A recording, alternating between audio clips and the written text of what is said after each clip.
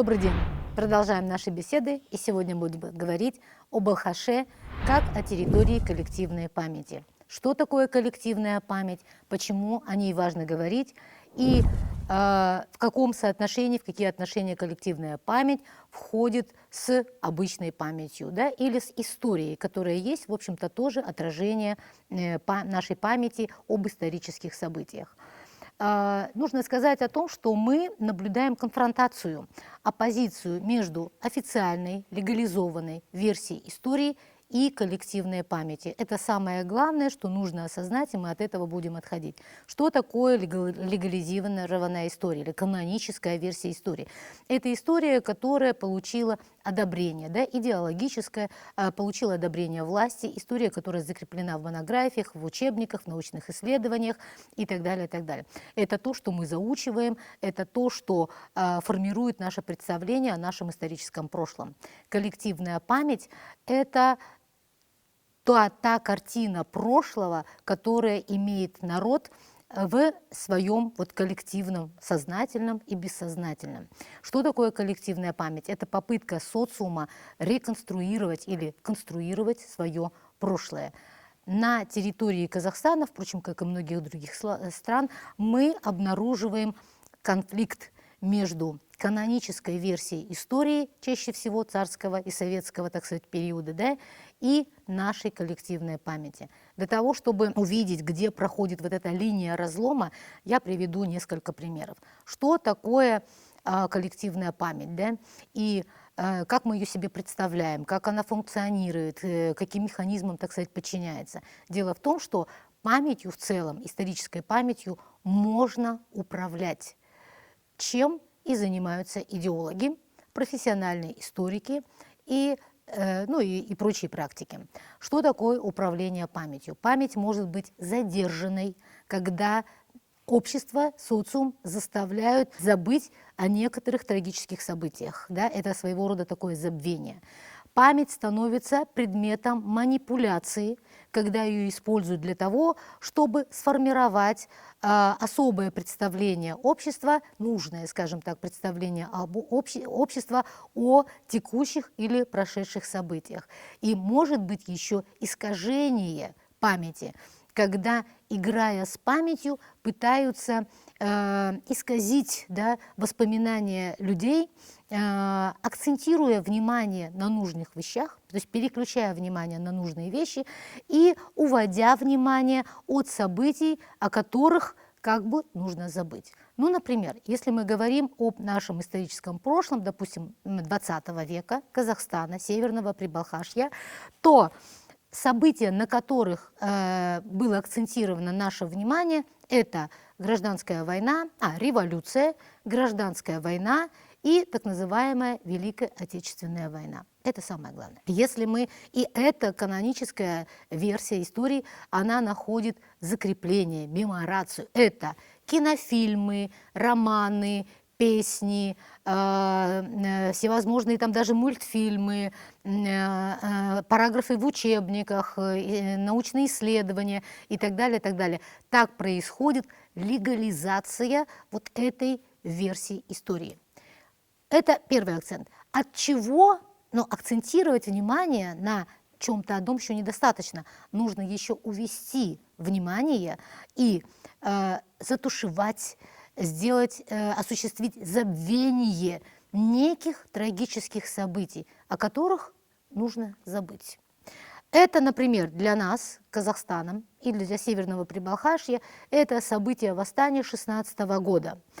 Это Ашаршылык, его два этапа, начало 20-х, начало 30-х годов.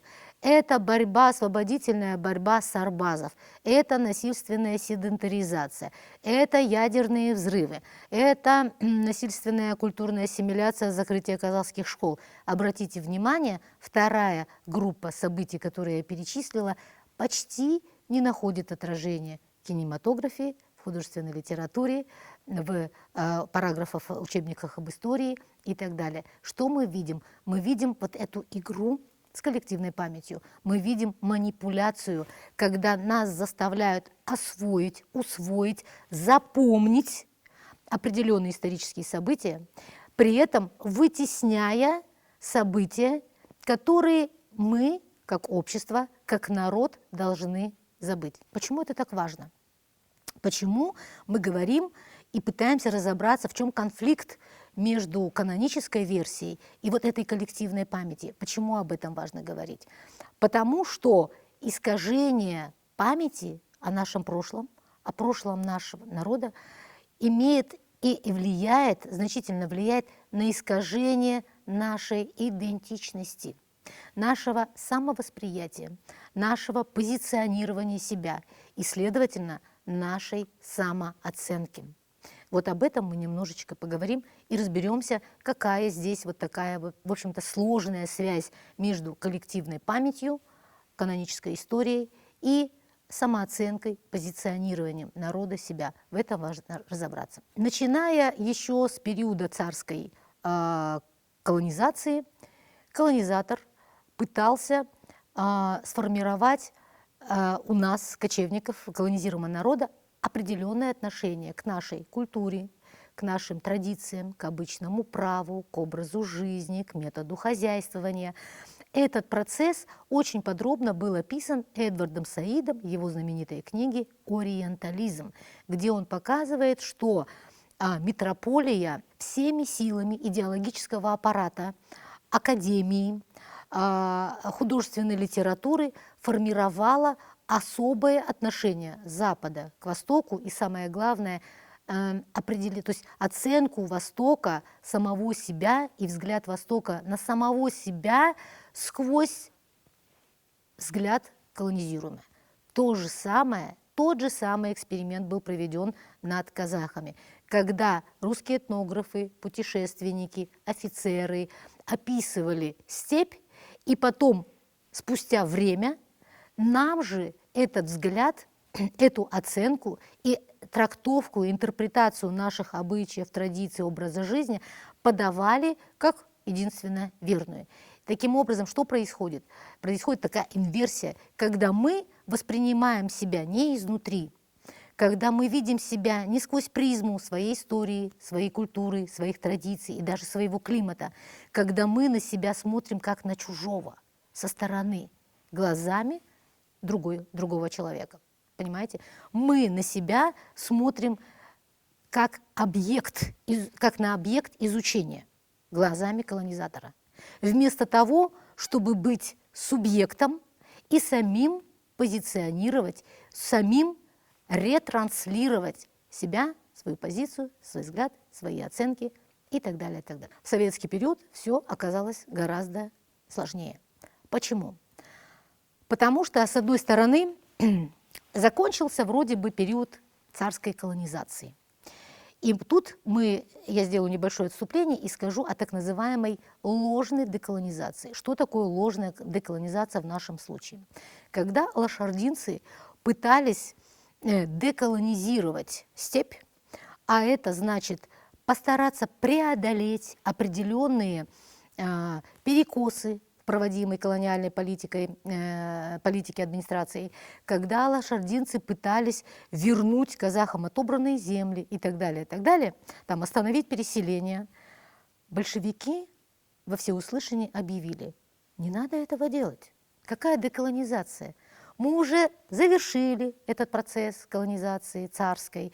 Мы дали нациям и народам свободу.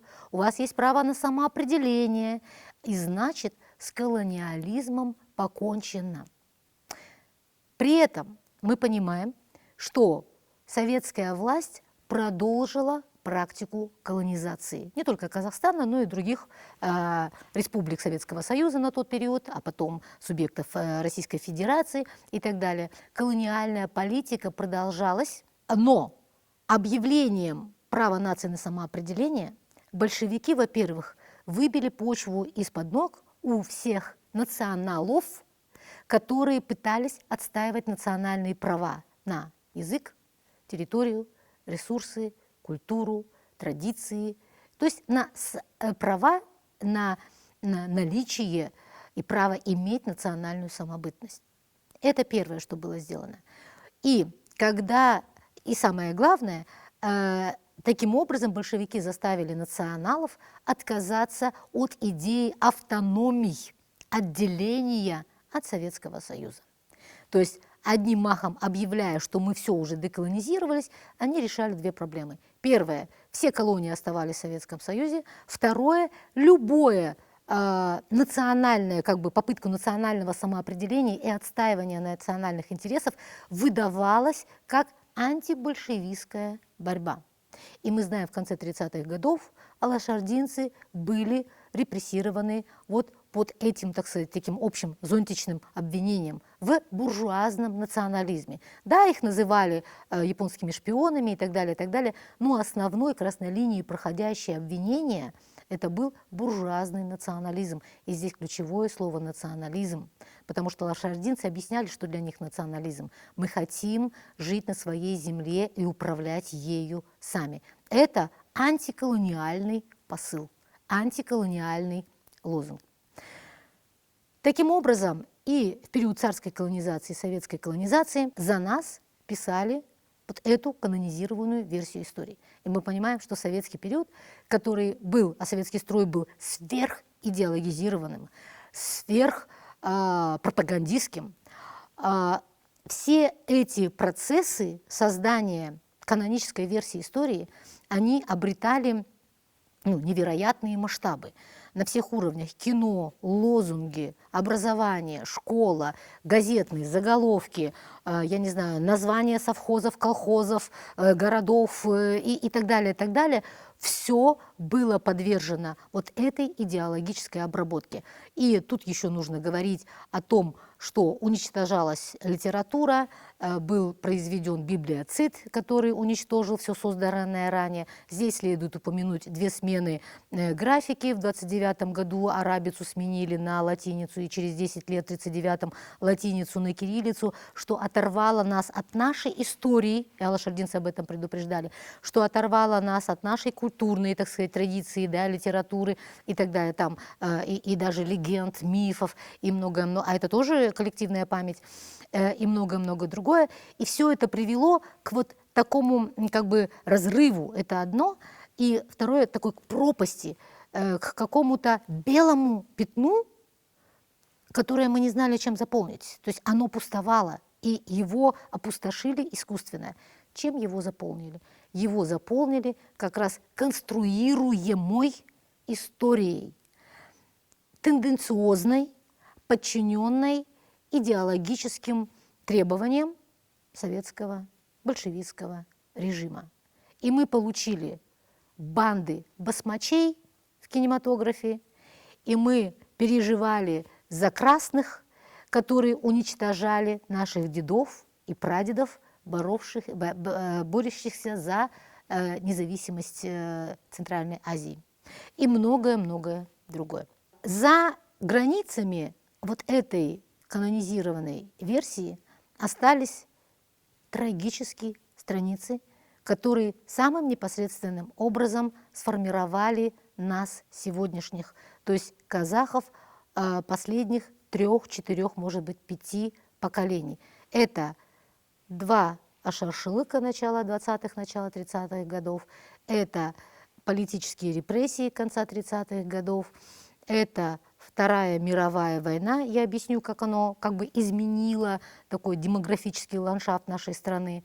Это закрытие казахских школ, это отсутствие возможности получать образование, высшее образование на казахском языке, это сокращение, значительное сокращение числа газет, журналов и издаваемых книг на казахском языке, это ядерные взрывы, это целина и многое другое.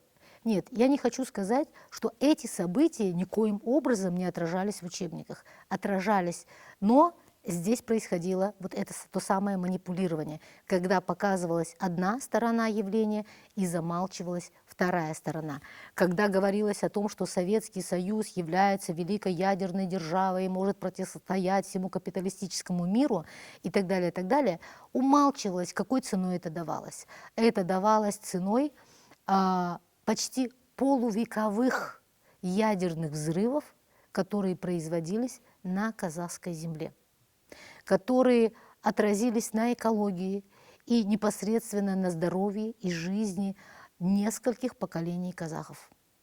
Об этом умалчивалось. Когда говорили о Целине и показывали его как подвиг советского человека, который освоил Целину, да, стоящую там вот веками нетронутой, и весь мир писал о миллиарде пудов, умалчивалось о том, что спустя 3-4 года урожайность резко упала. Обнаружилась эрозия почвы, поднимались песчаные бури, из оборота хозяйственно были выведены миллионы гектаров богатых пастбищ, и Целина постепенно сошла на нет. Но об этом не принято было говорить. Что произошло с этим миллионом целинников, которые приезжали на покорение Целины? Причем приезжали они, так же, как и переселенцы периода Столыпинской реформы, они переезжали и тоже имели преференции. Им платили деньги на подъем, да, на приобретение скота, им постепенно выдавали жилье и многое-многое другое. Что произошло с этими целинниками? Этих целинников уже не могли отправить обратно в другие советские республики. Они оставались в Казахстане. И они, поскольку уже они на Целине не были нужны, они едут в промышленные центры. Караганда, Алматы, ну и всякие там Балхаш, Жезказган, Усть-Каменогорск, Вридер. Они разъезжаются, первое, по городам, они разъезжаются по местам, где есть промышленность, а это значит хорошие зарплаты. В городах они получали квартиры и так далее. Что было до них? До них там работали казахи. Но с приходом представителей других национальностей казахов стали увольнять, вытеснять, и эти рабочие места отдавались людям, ну, скажем так, славянской национальности. А что такое работа на промышленности? Это значит жизнь в городе, это уже в 60-е, 70-е годы получение квартир, бесплатных, скажем так, да, квартир. Это, конечно, высокие зарплаты, это санаторное лечение и многие-многие другие блага. Часть целинников, которая, оставив уже Целину, распространялась по всей территории Казахстана, конечно, прибыла и в Балхаш. И в этот период происходит постепенное вытеснение рабочих казахской национальности приезжими. Почему я упоминаю этот факт? Он очень важный, потому что появление огромного количества рабочих рук, которые заполняют места в промышленности, привело к тому, что казахов увольняли, казахи возвращаются в аулы, и это было бы еще полбеды. Но самое главное, что на этом основании позже казахам пытались внушить чувство неполноценности, что казахи не могут работать в промышленности, и что приезжие поднимали промышленность Казахстану. Однако на прошлых лекциях мы с вами упоминали, что до приезда переселенцев казахи составляли 77, 80, 90% на всех промышленных предприятиях, которые к этому времени создавались. Так был порожден ложный миф о том, что казахи не могут работать в промышленности, что они готовы только, значит, там пасти скот, жить в степи и так далее, и так далее. Чтобы закрепить казахов в их вот этом состоянии, да, их проживания в ауле, уже позже, в 70-е и 80-е годы, была принята официальная программа, которая призывала казахскую молодежь оставаться в ауле. Молодежь в аул. И это касалось только казахской молодежи, которая после окончания школы непременно должна была как минимум 2 года отработать в ауле. А там они уже уходили в армию, возвращались и уже вряд ли поступали в вуз. Девочки выходили уже замуж. И, в общем-то, казахи, как в резервации, призваны были жить в ауле. И в связи с этим связан еще один миф, который гласит о том, что нам приезжие построили города. Это очень распространенный миф, мы можем рассмотреть его на примере Балхаша мы помним, что еще в 30-е, 40-е годы это были единицы каких-то зданий, да, и то они были построены из камыша и глины. Первые здания каменные появляются в самом конце 30-х годов. А уже позже, конечно, во время войны было не до построения города, надо было обеспечивать тыл, и строились бараки, куда приезжали, жили эвакуированные, да, переселенцы, депортированные народы и так далее, и так далее. И город начинают строить во второй половине 40-х годов, когда в Балхаше появляется большое количество японских военнопленных. Они поднимали дома старого типа в Каунраде и Балхаше. Вот именно немецкие и японские военнопленные начали строить не просто бараки, не просто землянки, не просто саманные здания, а именно города с проектированием улиц, дворов, домов, дворцов и многое-многое другое. Вот так зарождался Балхаш как город. Второе, так сказать, дыхание, да, или второй этап строительства пришелся на конец 50-х, начало 60-х годов, когда по всему Советскому Союзу стали строить так называемые хрущевки. И за длинным рублем на заработки в Казахстан тоже приезжали люди со всего Советского Союза. И строили вот наши здесь микрорайоны, которые мы видим в Балхаше, они строились как раз вот в этот период. Теперь, да, город строился в 50-е, в 60-е и далее годы. Обратите внимание, именно в этот период в промышленность приходят бывшие и уже ненужные никому миллион целинников. Из предприятий увольняются казахи, промышленность в городах, там работают не местное население, и рабочим промышленности выдают, понятно по логике, строящиеся квартиры в этих городах.